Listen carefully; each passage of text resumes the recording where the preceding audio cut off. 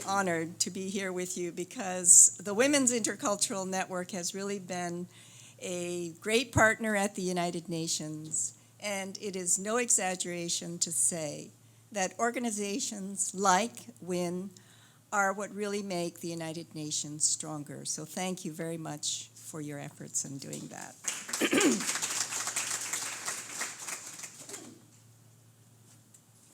So Women's Equality Day reminds us that I believe in 1920, women in the United States first won the right to vote. And I also believe that it is 29 years after New Zealand got the right to vote. But what matters is not the date that we won our right, but what we do with that right and how we exercise it. A few weeks ago, I was in Surabaya, Indonesia, and I met a woman who's affectionately called Risma, who the Washington Huffington Post has called Indonesia's great secret. And she really did the impossible because she was one of the first elected women mayors in the largest Muslim country in the world. Risma, a few days after she was elected, she's an architect, she began to change the wastelands of Surabaya into parks. And that transformed the lives of everyone in that city. Lights went up in dark and very dangerous streets, and music began to be played in the public parks. One night I was walking along the river and I saw women with young babies, teenagers, and old people all clapping to a popular band. And one man turned to me and he said, "She has changed our lives. We feel like we're living in a new era." So I was in Surabaya for a meeting, which was in preparation for a UN meeting called Habitat 3. That meeting is on urban settlements and housing. And during that meeting, a young leader turned to me and said, "Why are you so excited about this CEDAW?" And I thought about that long afterwards and about my relationship to that particular treaty. As you know, that is a legally binding international treaty that is now ratified by 189 countries. I actually first read CEDAW 35 years ago when I was serving as a member of the Secretariat for the Second World Conference on Women in Copenhagen. I remember thinking, why do we need a new policy document when this particular document seems to cover everything that we need to cover? It covers political, economic, social, cultural, civil rights. And Article 7, by the way, guarantees all women the right to vote. Article 13 guarantees the right to family benefits, bank loans, mortgages, credit, as well as the right to participate in sports. And most important, that treaty requires governments to prevent discrimination as well as provide remedies. So in addition to what we have in that elegant text called CEDAW, we have a committee of 23 members. They're called the CEDAW Committee, who act a little bit like judges, who interpret the law for governments and to whom governments report. They also issue what we call general recommendations, and so far they've done 34 of them. These general recommendations are a little like amendments to the treaty. They cover areas where they feel there was not enough understanding about what governments should be reporting. The one that you spoke about in the previous panel really covers violence against women, which was not covered so well in the original text. General recommendation number 30, which I followed and and participated in discussions and dialogues about is the one on women in conflict prevention, during conflict and post-conflict situations, the kinds of protections that we can now call upon to help the girls of Boko Haram. The committee has also made an important statement on climate change, and I'd like to read you a part of that statement because it's a very important sanctioning of the committee on our role in it. From CEDAW's examination of states parties' reports, it is apparent that climate change does not affect women and men in the same way and has a gender-differentiated impact. However, women are not just helpless victims of climate change. They are powerful agents of change, and their leadership is crucial. What surprised me was at that Copenhagen conference, none of the governments, it seemed, shared my enthusiasm for that treaty. In fact, most of them pretty much ignored it and put it away in the shelves of their government offices after they signed. But a lot has changed since then. The once obscure treaty, along with this Beijing Platform for Action that many of you participated in helping to shape, have become the gold standards for what we understand to be the policy guidance and the legal guidance for gender equality and women's empowerment. So by now you know I have become a quack lawyer. I'm an anthropologist by training, not a legal expert, but I think I'm totally in love with this role, and I would love to have you become a quack lawyer as well, because I think if all of us took some of these well-written UN treaties, understood them better, and helped to make that translation for our communities and our cities, we would see a lot of change happen very fast. Most urgently, in this election year, can a woman become president of the United States? So what brought CEDAW to life? What made CEDAW a part of this conversation on elections? The answer is you, the feminist and women's movements, along with and working with governments and with members of the CEDAW committee. The really, really good news is that this Cities for CEDAW campaign is once again breathing new life into this treaty. So what is this campaign?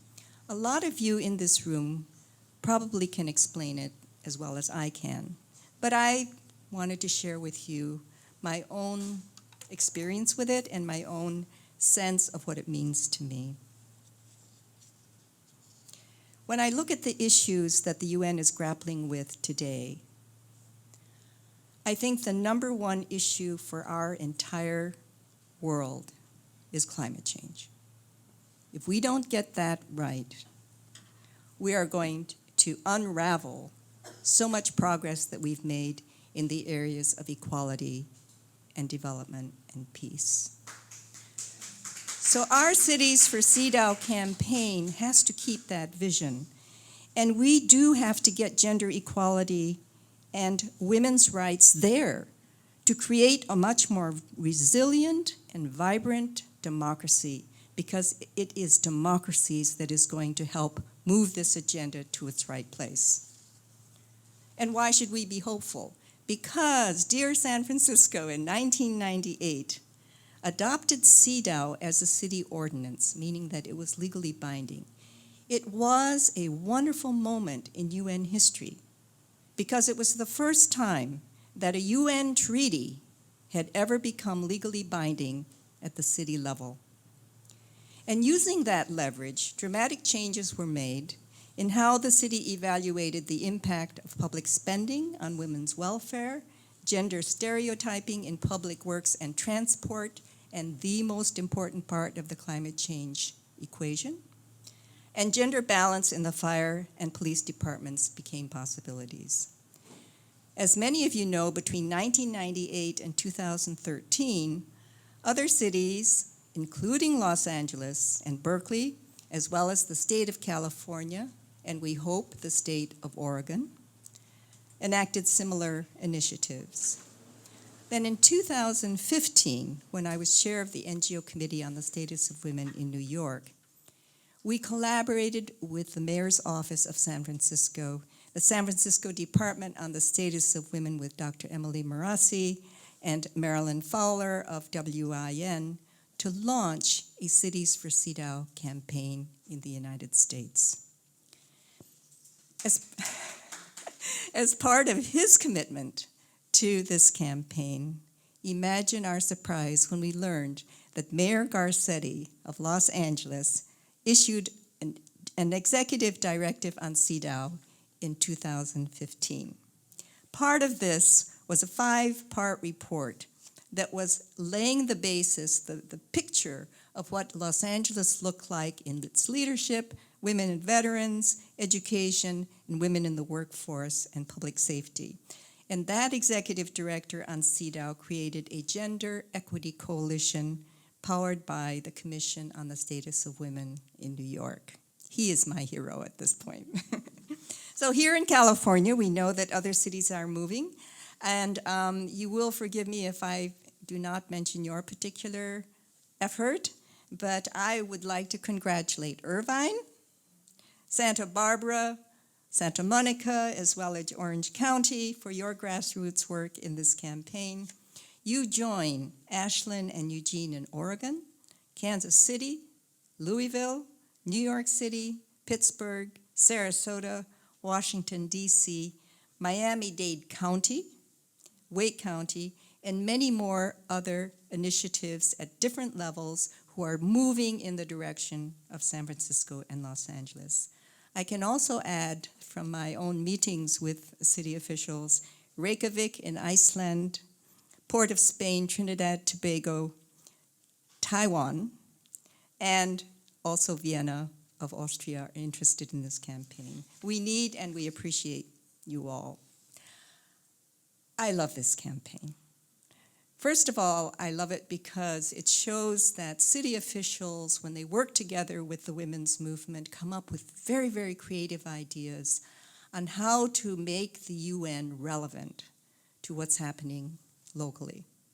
Secondly, I like it because it requires us, members of the feminist, and I say feminist to include men, like many of you who are married to really great feminist men, and the women's movement to answer really tough questions, which means that when we advocate for CEDAW, we also have to understand it more deeply and learn to defend it as well and find its gaps if there are any. And the third reason I love this campaign is because it shows to the world that a human rights instrument passed in some hall of some big building can actually be a useful tool for changing people's lives, and you can measure that change. And I think it is a wonderful connection. In this case, it can happen in a country that has not even ratified CEDAW. The US is one of 5 which has not ratified. President Carter did sign, which is wonderful, but the US is one of 5 that has not ratified. So my takeaway from this experience is that UN treaties are definitely more than international law. They establish the floors of standards of governance, but they should also provide ethical guidelines for corporations and for citizens. They bring the weight of global consensus with them, and they tie us to global accountability mechanisms. So making CEDAW legally binding at any level actually makes expert interpretations of committees like the CEDAW committee available to us. And I invite you to go online and read some of their judgments because they are available to you.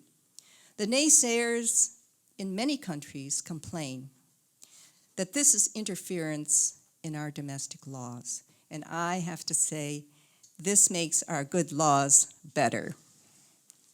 There's also a political payoff, which I want to share with you. At the National Mayor's Conference in San Francisco, one mayor sat down next to me and said, "Why should I sign CEDAW?" I said, "Well, I'll give you one reason." I said, "No woman in that city is going to be mad at you." And he said, "What do you mean?" And I said, "Well, you know, that women's groups that wants better public daycare, and then there's the group that wants better health care. There's the group that really wants the city to act on equal pay for equal work, and there's the group that feels as though they've been discriminated against because of their religion at some bank. You are going to be able to tell them, I care about your issue, and I have something in hand that is going to address all of your demands." So he laughed, and then he thought about it, and he looked at me, and he said, "You are absolutely right." So I feel as though change is coming very fast, but we need to set our benchmarks much higher. The challenge of climate change is a very urgent feminist and women's movement issue. If the voices of women and girls are not heard in every small town and in every megacity of this world, we are not going to be able to save our planet in time. It's a matter of scale, and it's a matter of speed. Exercising our right to vote and our political voice is the key. And we are on the wildest roller coaster ride in human history, because we cannot predict where this ride is going to end. So I am a practitioner of yoga in the morning for exercise. So deep breathing helps, but so does knowing that you're in really good company and looking around here in this room and sharing our space with our friends in San Francisco. I feel as though I personally am with really great people. So I would like to invite you all to join in an event which we hope to host the early part of October, which will be our second national virtual conference on cities for CEDAW.